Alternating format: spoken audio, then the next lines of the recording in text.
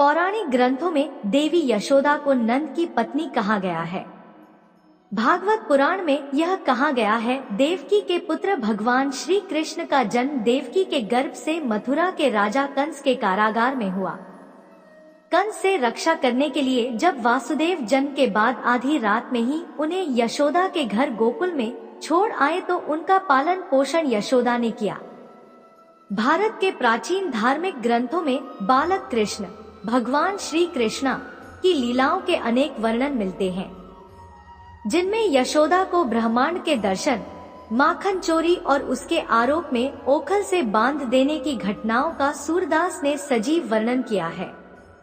यशोदा ने बलराम के पालन पोषण की भी महत्वपूर्ण भूमिका निभाई, जो रोहिणी के पुत्र और सुभद्रा के भाई थे।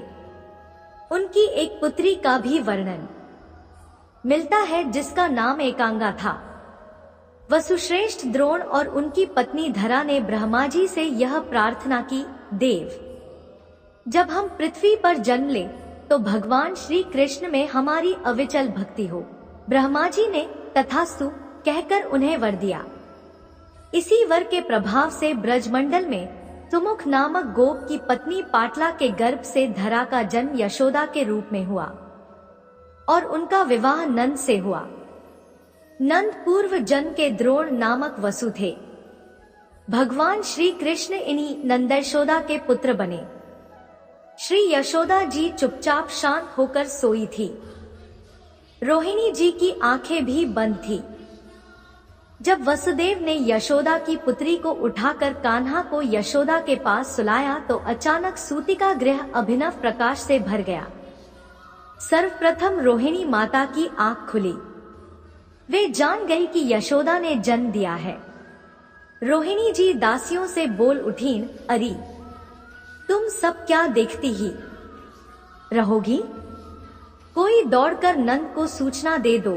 फिर क्या था, दूसरे ही क्षण सूतिकागार आनंद और खुशियों के कोलाहल में डूब गया।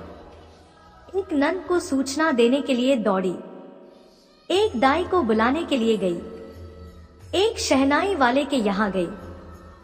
चारों ओर आनंद का साम्राज्य छा गया। विधिवत जात कर्म संस्कार संपन्न हुआ। नंद ने इतना दान दिया कि याचकों को और कहीं मांगने की आवश्यकता ही समाप्त हो गई। संपूर्ण ब्रज ही मानो प्रेमानंद में डूब गया।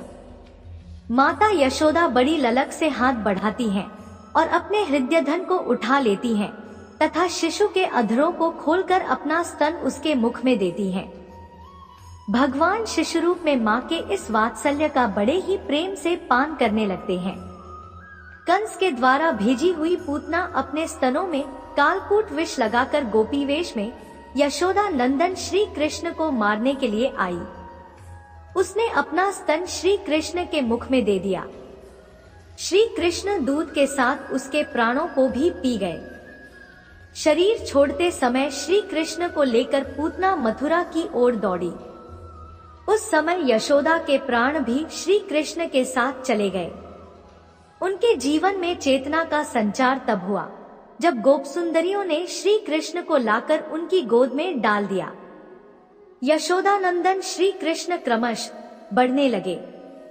मैया का आनंद भी उसी क्रम में बढ़ रहा था। जननी का प्यार पाकर श्री कृष्ण चंद्र 81 दिनों के हो गए। मैया आज अपने सलोने श्री कृष्ण को नीचे पालने में सुला आई थी। कंस प्रेरित उत्कच नामक दैत्य आया और शकट में प्रविष्ट हो गया। वह शकट को गिराकर श्री कृष्ण को पीस डालना चाहता था। इसके पूर्व ही श्री कृष्ण ने शकट को उलट दिया और शक्तासुर का अंत हो गया।